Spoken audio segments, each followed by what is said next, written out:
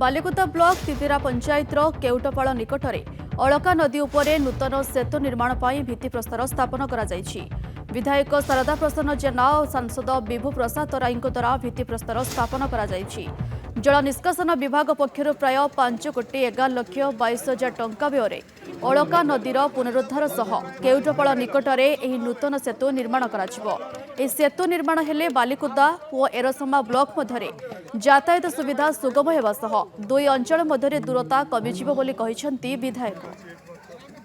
Balikuda block एवं एरसमा block आज बालिकुदार केउटपाड़ ठारे एवं मझीकर ठारे दुईटी सेतु आज शुभ दिगला। यह ग्रामवासी दीर्घ दिन दाबी पूर्वतन मंत्री रघुनंदन दासंकर चेष्टा एवं नवीन सरकार स्वीकृति फल ये अंचल जो दीर्घ दिन दाबी थिला से दाबी पूरण होगा जाऊँगी। 5,11,00,000 टंकार जो गोटे ब्रिज तैयारी होगा आर आज शिलान्यास करागला।